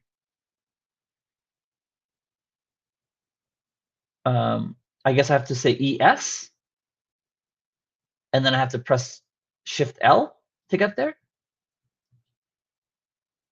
Folks, I still feel like hop is the best version of this. Okay, what happens if I press semicolon space? So it highlights all of these. And it spends all the time. So it's, I see. Okay. I think I see.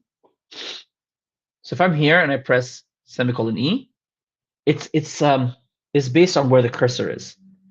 Because I was like, why is it not even highlighting this? So it's trying to semicolon E here. So it's based on distance from the cursor, I guess, because all the E's are highlighted here. But honestly, I don't think that's a great feature. Because if I'm already on this line, the E's, like reaching the E's on this line is not as hard as reaching the E, this E here. So I want something like pounce or hop to get me to this E here. Not to, okay, fine. You're going to say, look, just press ER and then K.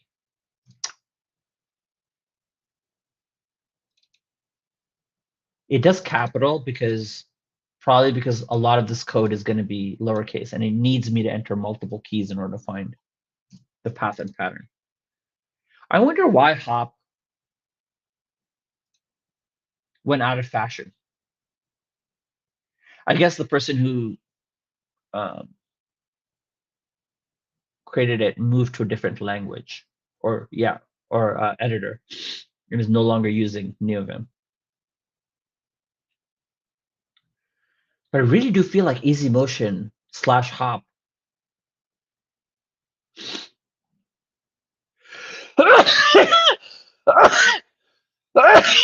I need like a quick mute button.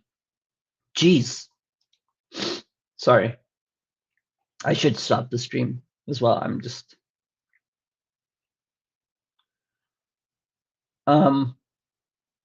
yeah, folks, I don't see a better option than hop. And I tried. I feel like I tried. I don't, it's like a better option for me. I'm sure all these plugins are amazing for the people that are used to them. I kind of want to give Pounce another chance.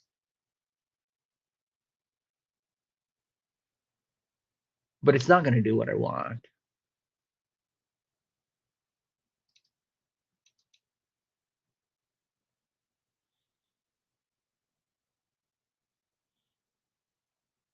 I see why it wants the capitals, but I don't want to go to the shift key in order to navigate, right? Am I like, let me see if I can't go back to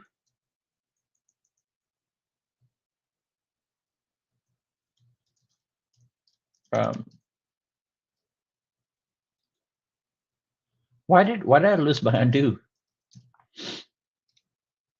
Oh, I lost my undo. You know why? Because I made that comma error and my Vim thing loaded and I lost my undo. I still feel like this is my best bet.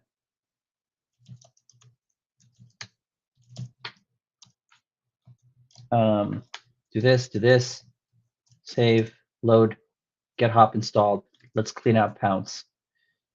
And look at that. Like, I feel like this is so, it's noisy. It does make the screen noisy. but it's so much more. Look, if I want, yeah, I'm here. I want to go to this A. I press semicolon A. I'm there. With the other ones, I have to like think about the other characters around in that area, which I think it makes sense again if you're used to it. It's just not for me. So I guess this is it. That's fine. I need to modify this so that's I'm adding this dependency because I first say do this. Um, hmm. And then I say add these. So I just need to add some pluses here. I don't have to explain it. I should just like use it. That's fine. I think that's where I'll end this stream once I fix this.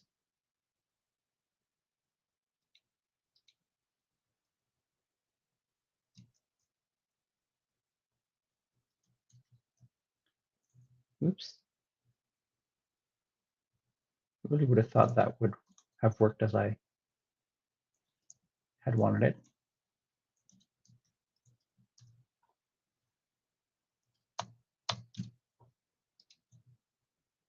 Okay, that's looking good to me. All right, let's just double check. These 3 lines, and then plopping in the rest. And hopefully, this version of hop, smoke as hop, is maintained. 3 months is not bad. And I do really appreciate all the effort folks put into keeping open source libraries like this alive. It's unfortunate. I feel like these other plugins are really different mindsets. And I'm probably just too, have like the hop navigation pattern too internalized. At the same time, I also feel like it was the easiest. Look at that. Just look at this nav. It's just so quick. Okay. I think that's it for today. Let me take a look at the diff here. I don't know if this will work. So I want to keep these windows alive. Let me go back to and just do a GD. So typically I'm using, let's see what happens. Let's see what happens. I'm using this. Oh, it's there. Let's see if it's not quite there in the way that I would have thought, but I made some changes in parser. I don't feel like I need to do that. It does work, even though I thought it was not working. So the only thing it wasn't doing was the main thing, which is like creating the backup. So I can get rid of that. So just making the backup working there was the main change. So I'm happy with that. And then in my Vim notes, I changed the Bootstrap installation for lazy, changed the config for tree sitter, excluding Ruby. Mundo gets replaced by undo tree. This setup in Neovim is changed. So this is coming directly from Neovim. Neovim's help section. And then just did that diff here. And that takes me up to, so let me commit that. I'm not gonna, this is gonna be very simple. Wait, this is not working. No, 8th time was, I tried to save that file like 3 times and it worked in the last one. So now it's committed. I do want to push this as well. So it goes off into the internet. Now no, didn't mean to go there. I guess the only thing I want to take a look at is like where I am. And the next place I start off when I come back to continue working on this book slash tutorial is the jumps. And that's it. All right. I'll come back at a random time in the future.